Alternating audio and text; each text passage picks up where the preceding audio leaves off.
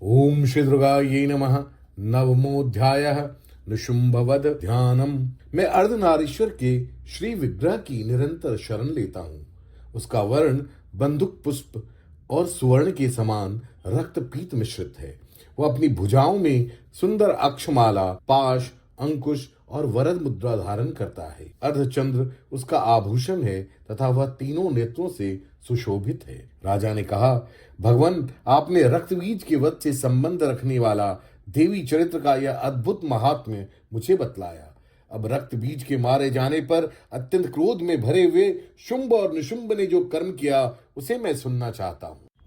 ऋषि कहते हैं, राजन, युद्ध में रक्तबीज तथा अन्य दैत्यों के मारे जाने पर शुंभ और निशुंभ के क्रोध की सीमा न रही। अपनी विशाल सेना इस प्रकार मारी जाती देख निशुंभ अमर्ष में भरकर देवी की ओर दौड़ा। उसके साथ असुरों की प्रधान सेना थी। उसके आगे, पीछे तथा पार्श्व भाग में बड़े बड़े असुर थे जो क्रोध से ओट चबाते हुए देवी को मार डालने के लिए आए। महापराक्रमी शुंभ भी अपनी सेना के साथ मातृगणों से युद्ध करके क्रोधवश चंडिका को मारने के लिए आ पहुंचा। तब देवी के साथ शुंभ और निशुंभ का घोर संग्राम छिड़ गया। वे दोनों दैत्य मेघों की भांति बाणों की भयंकर वृष्टि कर रहे थे। उन दोनों के चलाए हुए बाणों को चंडिका ने अपने बाणों के समूह से तुरंत काट डाला और शस्त्र समूहों की वर्षा करके उन दोनों दैत्य पतियों के अंगों में भी चोट पहुंचाई। निशुंभ ने तीखी तलवार और चमकती हुई ढाल लेकर देवी के श्रेष्ठ वाहन सिंह के मस्तक पर प्रहार किया। अपने वाहन को चोट पहुंचने पर देवी ने क्षुरप्र नामक बाण से निशुंभ की श्रेष्ठ तलवार तुरंत ही काट डाली और उसकी ढाल को भी, जिसमें 8 चांद जड़े थे, खंड खंड कर दिया। ढाल और तलवार के कट जाने पर उस असुर ने शक्ति चलाई, किंतु सामने आने पर देवी ने चक्र से उसके भी 2 टुकड़े कर दिए। अब तो निशुंभ क्रोध से जल उठा और उस दानव ने देवी को मारने के लिए शूल उठाया, किंतु देवी ने समीप आने पर उसे भी मुक्के से मारकर चूर्ण कर दिया। तब उसने गदा घुमाकर चंडी के ऊपर चलाई, परंतु वह भी देवी के त्रिशूल से कटकर भस्म हो गई। तदनंतर दैत्यराज निशुंभ को फरसा हाथ में लेकर आते देख देवी ने बाण समूहों से उसे घायल कर पृथ्वी पर सुला दिया। उस भयंकर पराक्रमी भाई निशुंभ के धराशायी हो जाने पर शुंभ को बड़ा क्रोध हुआ और अंबिका का वध करने के लिए वह आगे बढ़ा। रथ पर बैठे बैठे ही उत्तम आयुधों से सुशोभित अपनी बड़ी बड़ी 8 अनुपम भुजाओं से समूचे आकाश को ढककर वह अद्भुत शोभा पाने लगा। उसे आते देख देवी ने शंख बजाया और धनुष की प्रत्यंचा का भी अत्यंत दुस्सह शब्द किया। साथ ही अपने घंटे के शब्द से, जो समस्त दैत्य सैनिकों का तेज नष्ट करने वाला था, संपूर्ण दिशाओं को व्याप्त कर दिया। तदनंतर सिंह ने भी अपनी दहाड़ से, जिसे सुनकर बड़े बड़े गजराजों का महान मत दूर हो जाता था, आकाश, पृथ्वी और 10 दिशाओं को गुंजा दिया। फिर काली ने आकाश में उछलकर अपने दोनों हाथों से पृथ्वी पर आघात किया।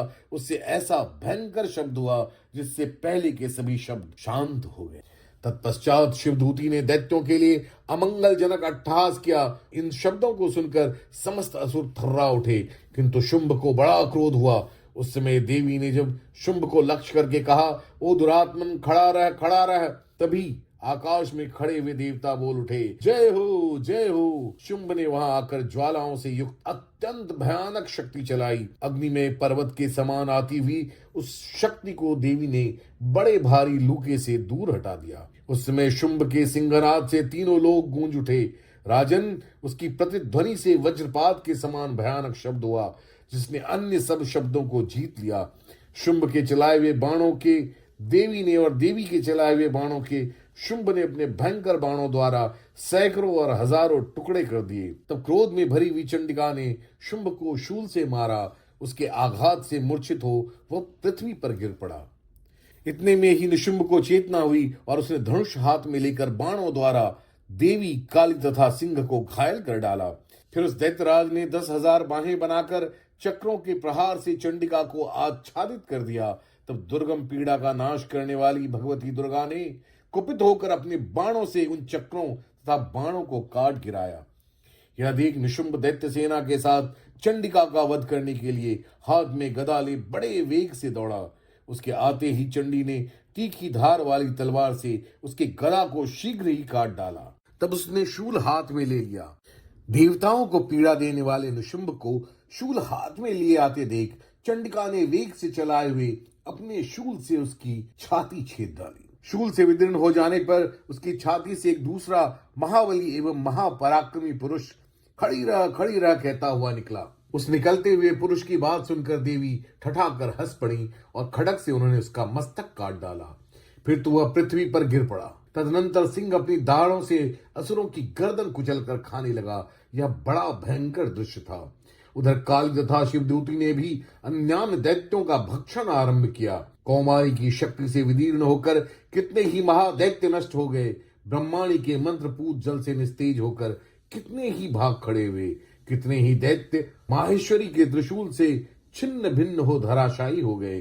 वाराही के थुतुन के आघात से कितनों का पृथ्वी पर कचूमर निकल गया। वैष्णवी ने भी अपने चक्र से दानवों के टुकड़े टुकड़े कर डाले।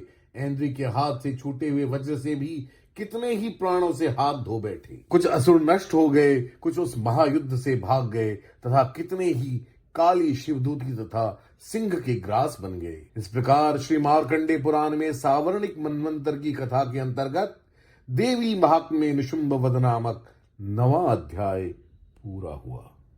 ओम नमः चंडिकायै।